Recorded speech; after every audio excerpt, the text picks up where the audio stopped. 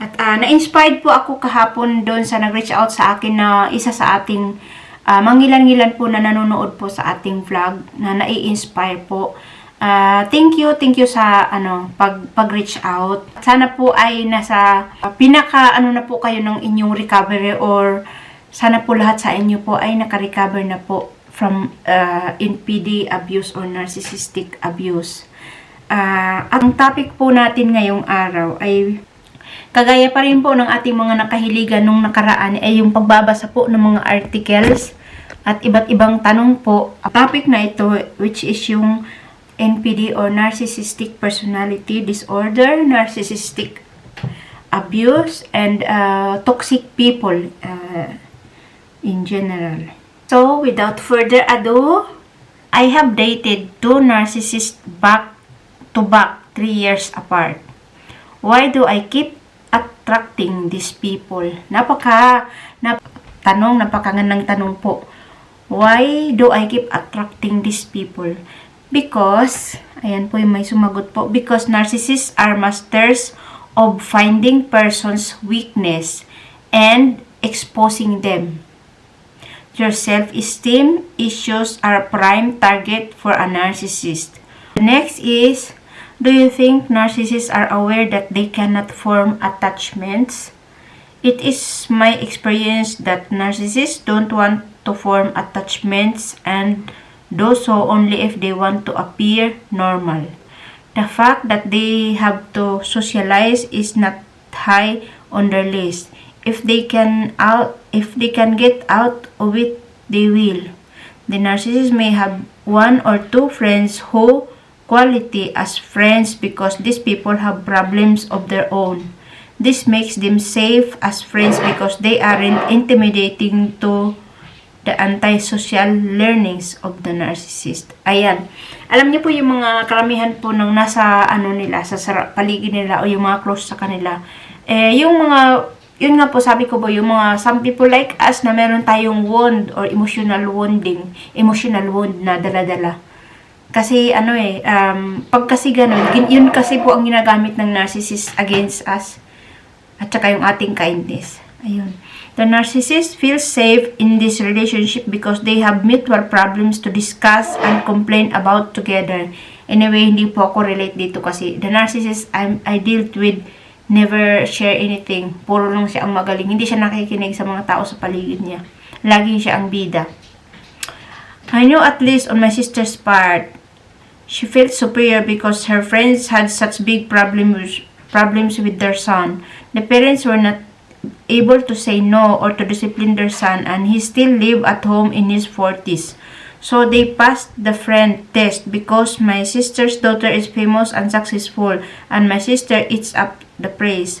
The narcissist also likes to be able to control everything. This includes relationships. Yun naman talaga ang ng narcissism is control. They are very rude to other people if they don't want to socialize. I have seen this over and over again with my sister and brother-in-law. They act very friendly when meeting people the first time, but after that they are very off-putting and ignorant in their attitude toward the same people. I think it may have to do with their lack of empathy. My brother-in-law has a stepbrother who has disability and he makes fun of him. It is cringy, worthy to see. There is no point in telling him he is rude because he will just laugh at you. I stopped calling my sister to do anything because her excuses were so familiar. I usually already know the excuse she would use. Over and over, I have seen both of them just totally lacking concern for other people's feelings. Grabe. They don't care about making attachment. They are happy just doing their own thing and having cocktail hour every night. And don't ever interrupt that. So the conclusion is that they aren't concerned about making attachment. They are consumed by figuring out how to get rid of people so they don't bother them. Why does the narcissist play the victim while accusing you of playing the victim? The honestly see it that way. Remember, a narcissist wants complete control of the relationship. A narcissist can only see the world in black and white. They either are in the complete control or are completely controlled. The narcissist can only see things from their point of view. Yun nga, yung pagkawalang empathy nila. Yun lang from their lens lang, yun lang yung reality. Pati ikaw, gusto nila maniwala ka doon. So, the narcissist can only see things from their point of view. Even the slightest of criticism against them can ignite severe depression in them. Therefore, they have to lash out to put the pain and suffering elsewhere. They don't see pain and suffering when it comes to other people. Therefore, if they don't see it, it doesn't exist. A lot of people think that the narcissist is a liar. This is untrue. This is a complete misunderstanding of what narcissist is, which is nothing more than a toddler stuck in the time in their head. Again, ulitin natin. This is a completely misunderstanding of what a narcissist is, which is nothing more than a toddler stuck in time in their head. Oh my goodness. Kawawa. Let me be very clear. I'm not defending any of their behavior, but it's unproductive in getting the wrong message from them. Okay? What does it mean if you have gone no contact with your narc and they aren't trying to contact you? Ito parang itong question na to is fresh, hindi niya pa masyado naiintindihan kasi somehow hinihintay siya na kontakin siya ng narcissist. It means you probably saw the real self and ripped their mask off. Narcs want nothing to do with you once you've seen who they really are. Soulless black voids pretending to be human so they can take you for everything you've got, including your spirit. Kakatakot. Tingnan niyo po. Description po ng narcissist. How do narcissists make other people want their approval? Narcissists often use charm, manipulation, and flattery to make others want their approval. They may also use their power of status to influence others and make them feel important or special when they receive the narcissist's approval. Additionally, narcissists may use fear, intimidation, and guilt to control others and make them seek their approval. How can someone best deal with narcissists? Dealing with a narcissist can be challenging as they can be highly self-centered and lack empathy for others. Some strategies that may be effective in dealing with narcissists include setting boundaries. Clearly communicate your own needs and expectations and do not accept behavior that is disrespectful or hurtful. Being assertive, speak up for yourself and stand up for your own rights without being aggressive or confrontational. Staying calm and composed. Narcissists often thrive on drama and conflict, so it's important to maintain your own emotional composure when interacting with them. Not engaging in arguments or power struggles. Narcissists often enjoy winning at any cost. So it may be best to avoid getting pulled into arguments or power struggles with them. Being prepared, be aware of the narcissist tactics and have plan in place for how to respond to them. You may need to limit or avoid interaction with the narcissist if they are causing significant distress. It is also important to note that it is not always possible to change a narcissist's behavior, and in some cases, it may be best to distance yourself from them. Is it true that narcissist X is only nice to you because they want something from you? The narcissist will be charming, nice, etc. to you because their ego and self-worth is low and they really need someone to boost that ego. It doesn't matter if it's you or anyone, so long as someone makes them feel good. Yes, they will only behave nice to obtain something from you. But once you've given it to the narcissist, then I'm afraid that they will go back to their narcissist traits, ways. Please believe that no matter how nice narcissist X behaves to you, they will never change. Deep down inside, they will always be the same person. The best way to protect yourself from further emotional abuse is to make sure that the narcissist cannot contact you via blocking them on everything. I have mentioned this so many times here, but it is vital thing to do. Why? Well, it gives a powerful message to the narcissist that you will not tolerate their abuse, that you have stripped them from the power, control, manipulation they once had over you. Please be cautious with any mutual friends as they will leak back info to your ex. I had to block my mutual friends in order to lead a private, peaceful life. Keep your ex-narcissist firmly out of your life. But obviously, if you have children together, then things might be slightly different. Live your life for you and keep it narc-free. Mga bumabait dyan. Ako, huwag na kayong ano dyan. Ano na yan, gas-gas na, ano na yan, style ng mga narcy. Bumabait kasi may kailangan. Being in a narcissistic relationship make me feel disconnected from my children and family. Yes, of course. Nako, disconnected ka kasi the narcissist is working on your emotion Ina-isolate, dahan-dahan ka niyang i-isolate. Busy ka na, yung mundo mo siya na lang. So wala ka na talagang disconnected ka na talaga sa mga mahal mo sa buhay o yung mga totoong kaibigan mo. Hayan, okay? Can being in a narcissistic relationship make me feel disconnected from my children and family? This is the intention of the narcissist, you see. Once they know they have your attention, etc., they will try to cut off your social life and only spend time with them. They want you all to themselves and not to share you with anyone. Naku, no wonder. Pag lumalabas ako noon, may mga kasama ako ibang friends, parang sinasaksak. Wala akong kaalam-alam na yung palang narcy pala. Galit na galit pala. Yung kaluluwa niya pala parang sinusunog, galit na galit kasi feeling niya binibitray ko siya. Wala akong idea. Even family, etc. Sounds crazy, but do not fall for the reason by the narcissist that they just want to spend time alone with you in a romantic ways. As a narcissist, do not have loving relationship that are meaningful like other normal relationship. If you know that you are with someone who is narcissistic, then please live for your own sake.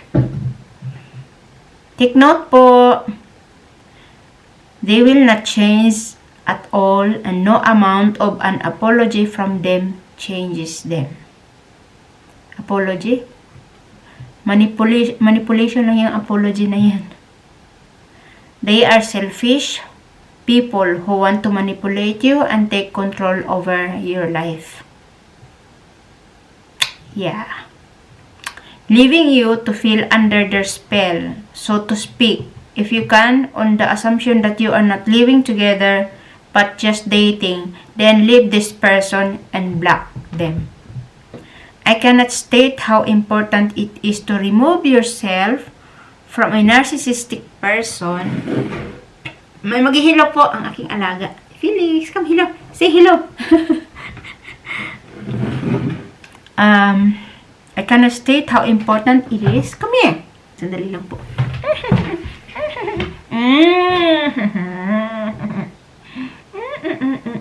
Ito pong aking alaga. Mas masarap itong mahalin kaysa sa narcissist. Narcissist didn't give back. They just take and take and take. Ito mas masarap pang mahalin ng hayop kaysa sa mga narcissist. Kakagigil. Oh. Kakagigil. Nakakagigil. Wait lang. Oy, hala. Makaurasan ko, Lex. Ayan, distract na ako. Ang cute kasi nitong alaga ko eh. Dali lang po. Excuse lang po Para naman po ganahan tayong gumawa ng video. Comment naman po kayo dyan. Para mabuhay naman din yung ating channel. Kasi pag once po kasi nagawa tayo ng video tapos wala man lang sumisilip, walang nagko-comment para po nakakawalang gana. But anyway, parang po ito sa yung mga, alam ko po kasi dyan na I'm pretty sure po na meron talaga dyan mangilan-ngilan na makaka-relate at yun, kahit paano ay maliwanagan naman sila kung ano yung mga pinagdadaanan nila. I cannot state how important it is to remove yourself from a narcissistic person, as they will harm you and time again if you allow them. Do not give them any warning. Just leave the relationship and block them. Mas mabuti po kasi na yung kumbaga unahan na lang sila kasi ginagawa din nila yan eh. Minsan yung wala kang intention or anything kasi nga hindi mo naman alam na ganun yung isip nila. Unahan ka na nila. Nako, relate na naman si dito. Pinalayas, inunahan. Ayan. Meron pang dito, tanong pa. Do complete narcissist hate empaths? Ayan. Kasi po, bakit ba pinagdudugtong itong narcissist at ang empath?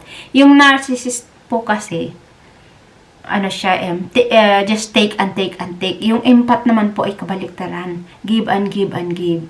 Kahit walang matira sa kanya. Kaya po, they are attracted to each other. Ayan. Why is my ex-narc constantly harassing me where I live at? Nako, they want a narcissistic supply. Yun. This man trashes my yard. He steals my meal. Now he is creating trouble around my life between me and my neighbors through vicious lies. Why? Why? Because they are disorder. Gawain talaga nila yan. The first thing you must do is to alert the police and have him arrested for harassing you, stalking, etc. and thief. He is also causing a scene with your neighbors, and this simply cannot be allowed to go on. It might seem a bit scary getting the police involved, but you really must do this. You have a right to live your life peacefully without all this terrible behavior. Once the police arrest him, he will be charged.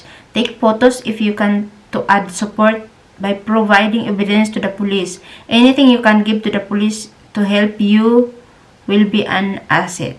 Be strong, my friend. I know this is an emotional time, but once you have called the police and your neighbors can also back up your claims about that behavior. Ayan.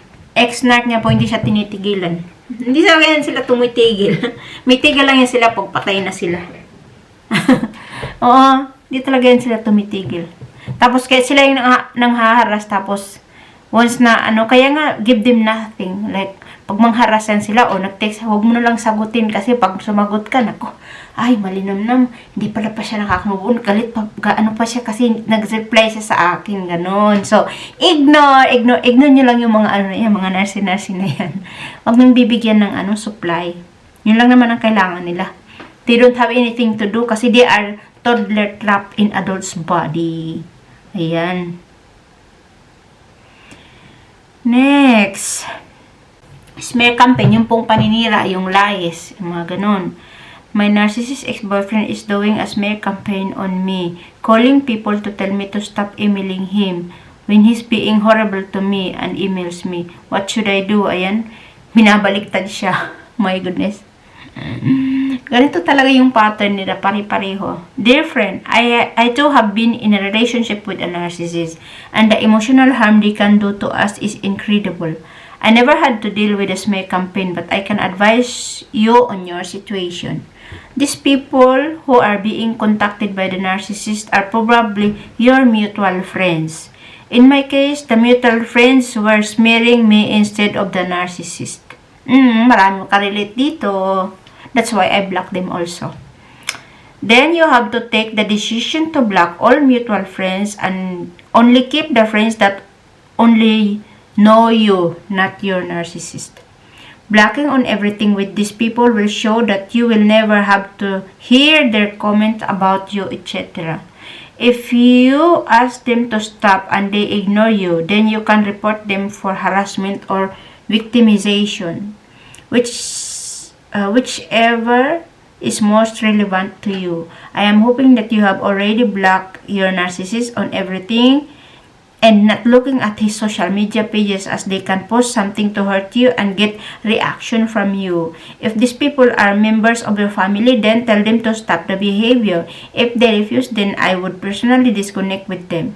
Yes, it's hard making choices when our mind has been abused and leave us confused, but making boundaries like blocking people, etc., you will build yourself.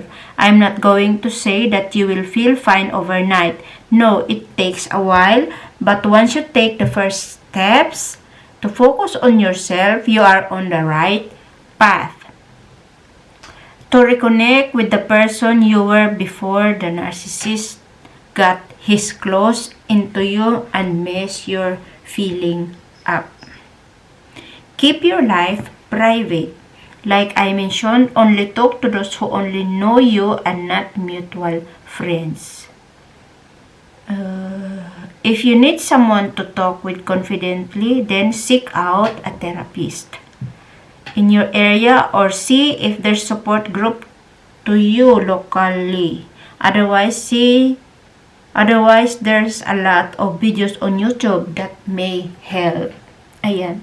Dahil sa ginagawa nila, yung biktima na nila, instead na sila yung magpa-therapy, yung mga biktima nila ang pumupunta ng therapy.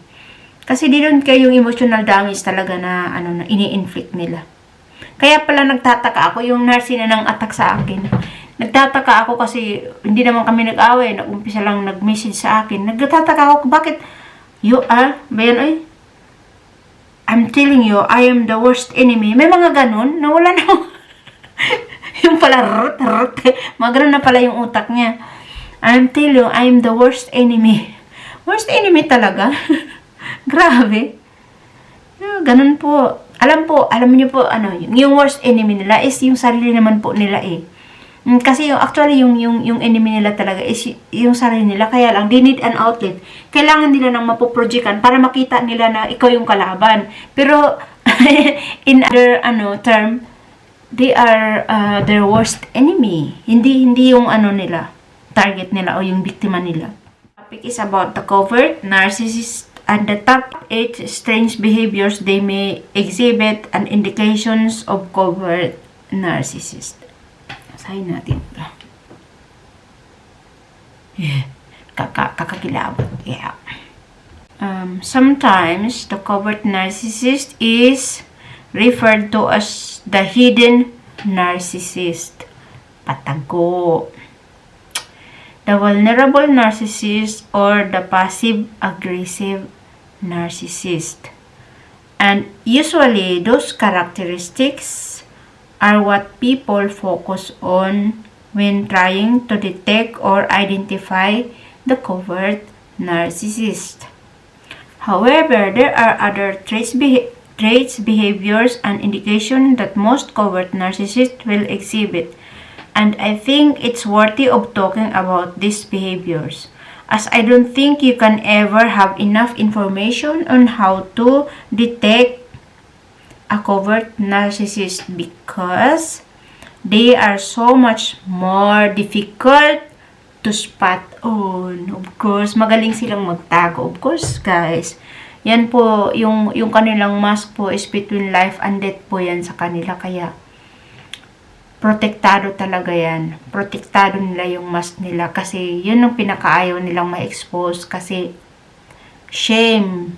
Narcissist, the underlying po ng narcissist is, yung core nila is yung shame. They are shameful. Kaya nga, sinishame nila yung kanilang target kasi para maipasa yung misery nila, yung nararamdaman nilang shame.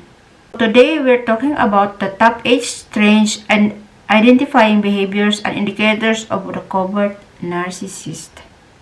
Number 1, they will hide and conceal their true identity behind masks of concern and care for you. Relate. But the reality is the concern they act as if they have is nothing more than a manipulation tactic. And if you are paying attention, something about this concern of theirs will not feeling genuine. Pay attention to your intuition. Kasi yun, nag-aalam yung intuition mo. Huwag natin binabaliwala po yung ating intuition. It will have a phony or forced feel to it. Parang uneasy ba? Malalaman mo yan. Remember, most targets of narcissist will be empaths. Ano po yung empaths? Yung empaths po ay high level of empathy. Mabuting tao, mabait. Yan. Yan po yung most target nila. Kasi they are opposite eh. Yung narcissist po kasi nasa dulo ng spectrum, yung empath nasa dito. Taker kasi sila. Tapos yung empath naman, give and give and give. Kahit walang matira. No, never again. So many times, the ways we are able to detect these people will be based on our guts instinct. Yeah. Feelings or intuition. So, you always need to be checking in with yourself and ask yourself, what are your feelings? Huwag niyong i-ignore yung ulitin ko lang, huwag niyong ignore yung intuition ninyo kasi you will pay. You will pay for ignoring your intuition. If you pick on a person exhibiting fake or phony concern for you or others, take a closer look because you may be dealing with a covert narcissist. Huwag niyong baliwalain, palampasin kasi babait yan eh. Tapos i-disregard mo na lang, nako. That means, hawak ka na niya dito. Nabibilang na yung araw mo na. Lalo na pag yung makikita mo na yung mask niya. Na yung discard. Tatapon ka na niya na parang basura. Tapos, dun na mag-uumpisa yung crazy making. Babalitaan niya lahat. Lahat ng ginawa niya sa'yo. Bibintang niya sa'yo. Kaya yun, traumatizing po yun. Number 2, you feel that you have to play detective to figure out who they are and what they're up to. Naku. Ito hindi naman ako umabot sa ganito kasi I'm always ignoring her. Kaya nga, ignore, pero yung pala, kumukulo yung dugo niya kasi parang naging challenge. Actually, sa totoo lang, naging challenge yung Narcy na yon, si Narcy. Naging challenge ako sa kanya kasi marami siyang sa akin na hindi ko pinapansin. So the more pala na ganun, the more na kumukulo sila sa galit. Kaya pala kahit na anong bait-baitan niya, talagang lumalabas yung energy, mararamdaman mo na yung galit niya. Ayan. Covert narcissists are sneaky. However, we as empaths can pick up on so many things if we listen to our gut instinct and intuition. We'll have the feeling that this person isn't telling us the entire story. Yes, totoo po lahat yan. So many times, this will lead us playing detective. Ayan. Marami talaga yung na-involve sa narcissist na ang ending nila, naging psychologist sila at naging detective. Ako yung ending ko pa, naging psychologist. Kasi once na nalaman natin, na inaral natin, ako matatawa ka na lang. Kasi pag habang ginagawa nila, alam mo na nagagawin talaga nila. So, it doesn't bother you anymore.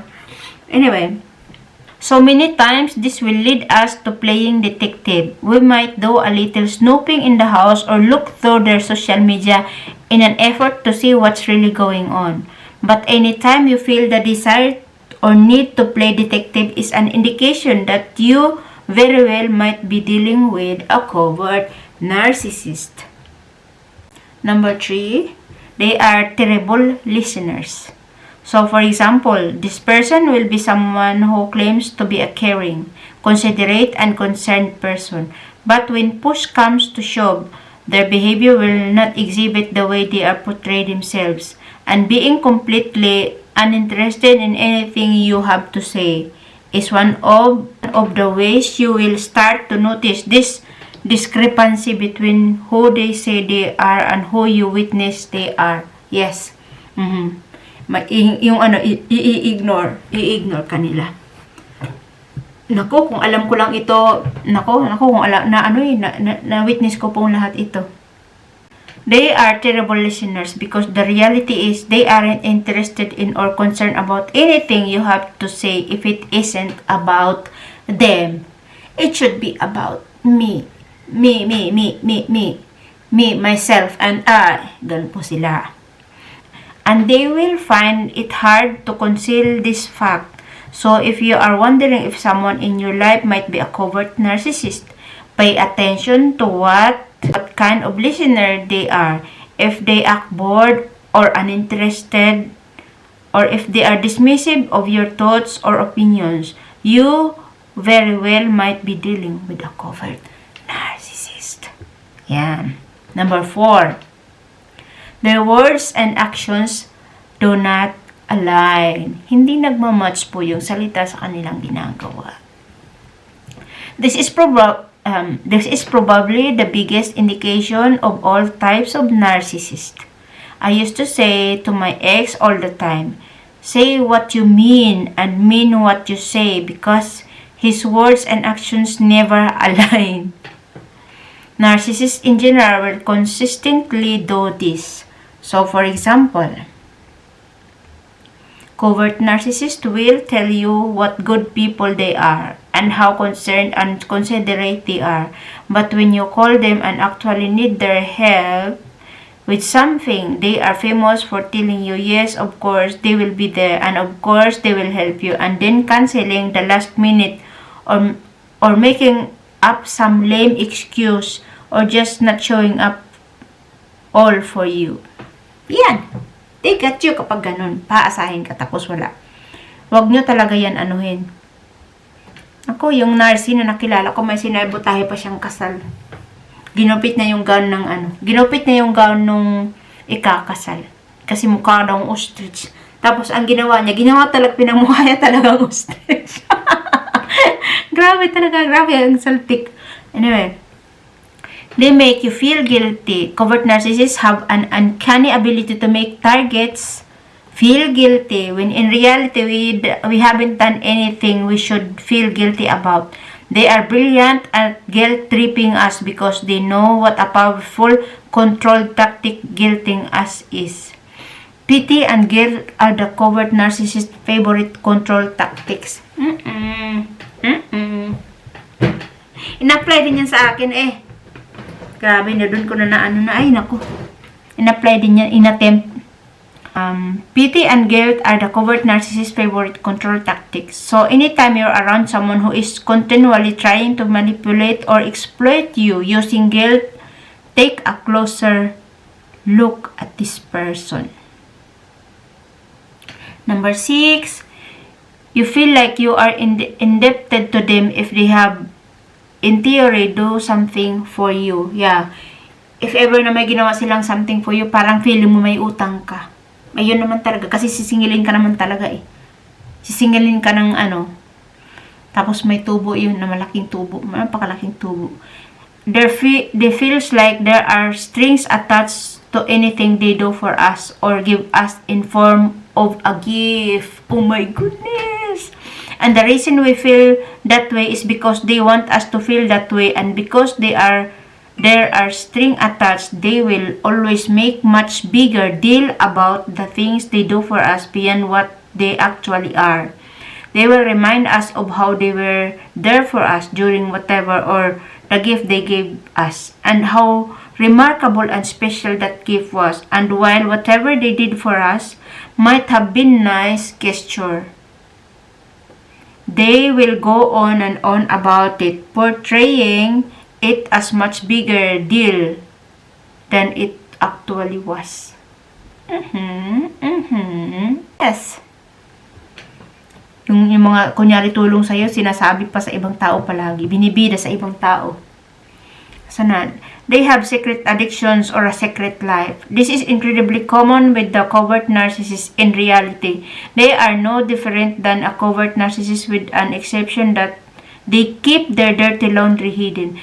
Typically, they are very much about their reputation. However, they still believe they are entitled to do whatever they choose. They are still as exploitive as overt narcissists. They just don't, asan na ba yun?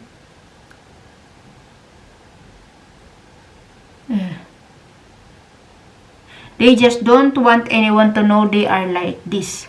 However, just because they try and hide their true character, it doesn't change the fact that they are narcissists. So having massive secrets about addictions or cheating is very common with the covert narcissist. They manipulate our helpful, caring nature. Empaths have genuine desire to help others, and no one understands this more than the covert narcissist. However, the reality is covert narcissists gain narcissistic supply from portraying themselves as a victim, as poor, pitiful person who just hasn't had fair shot in life. If you have been in a romantic relationship with one, or if you have close family members that is one, then you know that what I'm talking about. They will manipulate and exploit this trait in us for years on end. Many times they will lead us to believe that they're going to try harder or that they're going to change, when the reality is they have no intention of changing or getting better. That is just a manipulation tactic. They will string us along for years on end if we let them. Yeah. So, yan po muna for today. Wala na tayo, lobot na yung ating battery. Thank you po kung nagustuhan niyo po yung ating topic. Please comment down below. Share your experience. Okay, thank you po. Suportahan niyo po ang ating channel para patuloy po tayo na gumawa ng video about narcissism to share awareness. Love yourself first. Unahin po natin ang ating sarili bago ibang tao. Bye!